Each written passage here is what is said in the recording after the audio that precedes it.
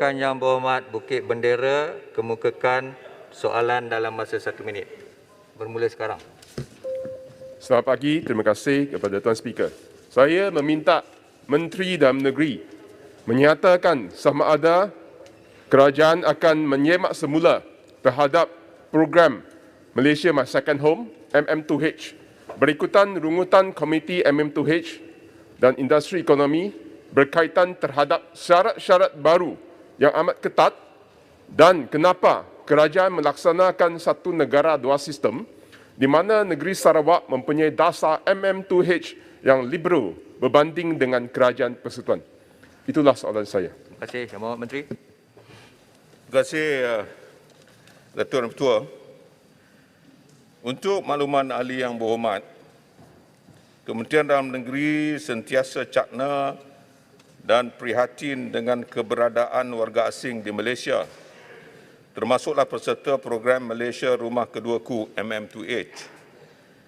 Hasrat murni kerajaan dalam menambah baik syarat-syarat penyertaan program MM2H adalah untuk memastikan setiap peserta program MM2H yang ingin bermastautin di negara ini adalah terdiri daripada mereka yang berkualiti dan dapat menyumbang untuk menjana ekonomi negara. Pemegang-pemegang MM2H sedia ada boleh dipertimbangkan kelanggaran daripada memenuhi dasar semasa seperti keperluan pemilikan akaun simpanan tetap sekurang-kurangnya 1 juta dan pengeluaran maksimum sebanyak 50% dibenarkan ke atas nilai prinsipal bagi tujuan pembelian hartanah, kesihatan dan pendidikan anak-anak. Manakala pensiaran aset cair mesti sekurang-kurangnya 1.5 juta ringgit. Pendapatan luar negara sekurang-kurangnya RM40,000 sebulan dan lain-lain keperluan syarat yang ditetapkan. Walau bagaimanapun, bagi semua peserta baru, mereka perlu memenuhi dasar baru MM2H ini bagi memastikan peserta MM2H yang berada di Malaysia adalah benar-benar genuine, berkualiti tinggi dan dapat memberi sumbangan yang positif kepada pertumbuhan ekonomi negara. Perbezaan polisi program MM2H dan peraturan immigration antara Semenanjung Malaysia dan Sarawak serta Sabah adalah disebabkan Sabah dan Sarawak mempunyai peruntukan istimewa atau special provision seperti mana yang telah digariskan di bawah Seksyen 64 dan 65 Akta Immigration 1959-1963 untuk menguruskan hal ehwal immigration berkaitan kemasukan warga asing dan tempoh keberadaan warga asing di kedua-dua negeri. Justru kerajaan negeri Sabah dan Sarawak boleh menyesuaikan syarat-syarat penyertaan program bagi tujuan pengeluaran PAS lawatan sosial. Walau bagaimanapun, saya dan juga Sabah dan negeri Sabah dan Sarawak akan duduk dan membincangkan perkara ini untuk kita menyesuaikan program ini bagi seluruh negara supaya tak timbul lagi ada dua syarat yang berbeza di antara Semenanjung, Sabah dan Sarawak. Terima kasih. Terima kasih, Yang Berhormat. Yang Berhormat, ada soalan tambahan? Terima kasih, Speaker. Dan saya mendengar jawapan Menteri tadi. Sepatutnya dalam keadaan kegawatan ekonomi pandemik COVID-19, kita perlu merangkak dasar supaya untuk meramaikan lagi peserta MM2H tertakluk kepada ambang angka 1% populasi warga negara Malaysia. Untuk meramaikan supaya mereka telah boleh memberikan sumbangan ekonomi kepada negara kita. Soalan saya, kenapa sudikah Kementerian Dalam Negeri mempertimbangkan untuk urusan permohonan diserahkan balik kepada MOTAC, Kementerian Pelancongan dan Seni Kebudayaan, kerana Kementerian Dalam Negeri tidak mesra dari segi urusan tapisan dan juga permohonan. Dan sebelum ini MOTAC telah menjalankan program ini dengan baik. Adakah MOTAC perlu drive this exercise dan bukan Kementerian Dalam Negeri? Sila berikan satu jawapan. Sila, Yang Berhormat Menteri. Terima kasih Tuan Ketua. Ini adalah keputusan yang telah pun dibuat oleh Kabinet semasa kerajaan PH lagi, bukan kerajaan sekarang ini. Tetapi walau bagaimanapun ianya boleh disesuaikan. Saya nak jelaskan di sini, sebenarnya jumlah peserta yang aktif ketika ini tidaklah seberapa ramai yang diwawarkan oleh media massa. Yang ada hari ini prinsipal hanya 34,000 sahaja, iaitu 27,894 merupakan peserta program MM2H, manakala peserta awal Silver Hair dahulu hanya 6,453. Jadi jumlahnya kecil sekali, 34,347 prinsipal. Lagi satu perkara adalah yang diwawarkan oleh semua orang, seolah-olah banyaknya jumlah kewangan yang disimpan dalam bank negara kita. Hari ini pada tahun 2019 hanya ada 921 juta ringgit sahaja. Jadi tak timbullah isu untuk kita lihat semula orang yang sudah pun menjadi peserta yang lama. Yang kita nak adalah peserta yang baru, yang lebih genuine, yang benar-benar boleh membantu. The quality people. It is not the quantity yang kita perlukan. Maka sebab itu, apa yang kita lakukan adalah untuk melihat kejayaan program ini dengan menjemput mereka yang nak duduk di sini, diberikan taraf yang lebih sesuai keadaannya apabila mereka adalah merupakan mereka yang benar-benar berkualiti. Yang jadi kekhilafan di sini adalah di antara program MM2H dengan expatriate yang datang di sini. Mereka yang datang dengan membawa investment sebagai investors, itu adalah program lain yang kita lakukan.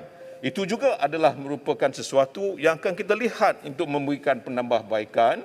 Kerana dahulu, the investors yang datang hanya dengan meletakkan RM100,000 form a company, buat syarikat, telah pun mendapat visa yang begitu panjang yang kita berikan. Itu semua adalah sesuatu yang akan kita lihat untuk menentukan keselamatan dalam negara. Sebab ada orang yang menyalahgunakan dengan segala visa yang dikeluarkan, sama ada visa luar panjang, tempoh panjang ataupun program MM2H. Terima kasih Tuan Ketua. Ada soalan tambahan kedua dari sebelah sini? Kalau tak ada, balik pulau sila. Ya. Terima kasih Yang Dipertua. Terima kasih Menteri atas penjelasan yang diberikan. Saya cuma nak bangkitkan tentang apa yang Menteri sebut bahawa prosedur baru ini dibuat pada zaman PH. Sebenarnya tidak betul.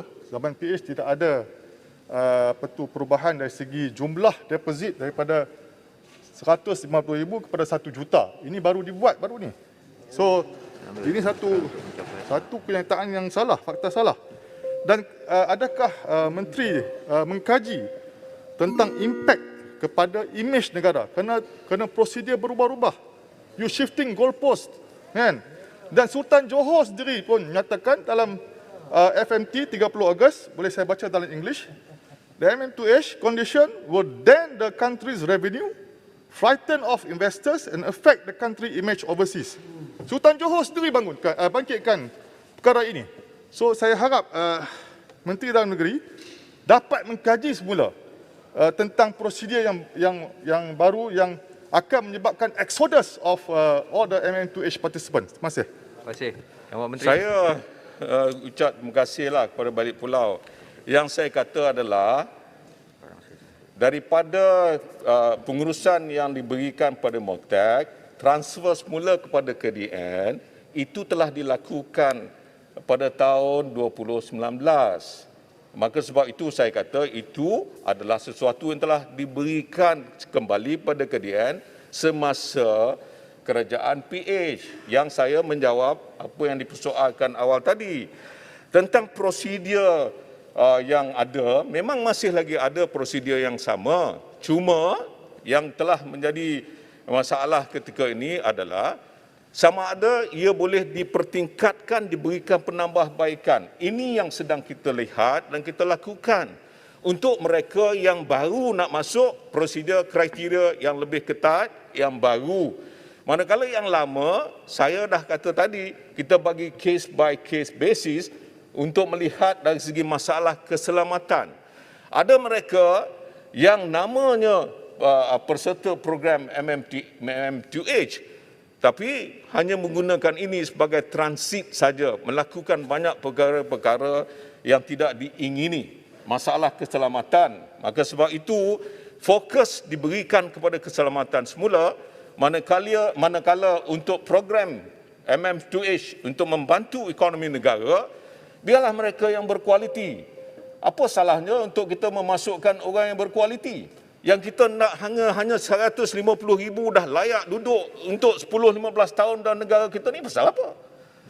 Sepatutnya kita mesti fikirkan bahawa yang nak duduk dalam negara kita adalah mereka yang berkualiti. Sekurang-kurangnya ada 1 juta ringgit.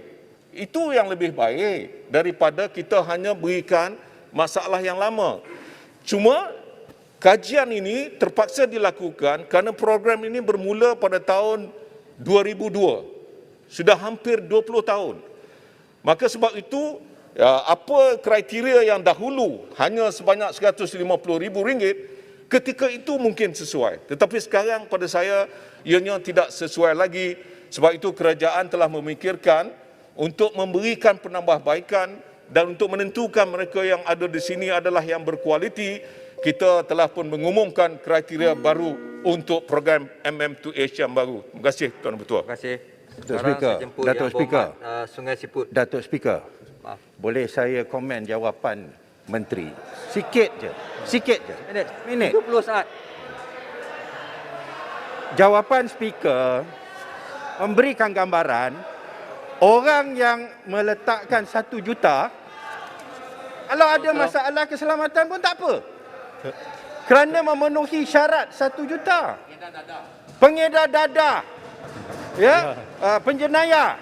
Dia letak 1 juta, okey, no problem pasal dia berkualiti. Kalau masalah keselamatan dalam negara adalah masalahnya, maka jangan kita kaitkan dengan jumlah berapa banyak yang dia deposit. Kalau dia letak 150,000 pun timbul masalah, kita ambil tindakan atas keselamatan negara. Kalau yang datang dengan 1 juta sekalipun ada masalah, maka kita ambil tindakan yang lain. Maka jawapan yang Berhormat Menteri kurang memuaskan. Ya, ianya seolah-olah nak Tuan cuba Ketua. cari. Okey. Terima kasih. Yang Hormat Shah Alam. Shah Alam, cukup. Terima kasih. Tak perlu jawablah. Bukan, saya nak jelaskan sebab beberapa kriteria. Ya. Saya menjawab apa yang dia bangkitkan oleh Balik Pulau tentang 150,000. Saya tak kata, sebab itu saya bercakap dari segi generalnya, kita nak melihat keselamatan adalah merupakan kriteria.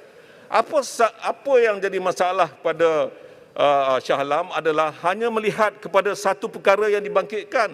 Kriteria sebenarnya banyak, bukan itu saja. Jadi tak payah nak komen kalau tak tahu. Terima kasih Tuan Ketua. Maaflah Menteri. Yang Hormat, saya persilakan Yang Berhormat Sungai Siput.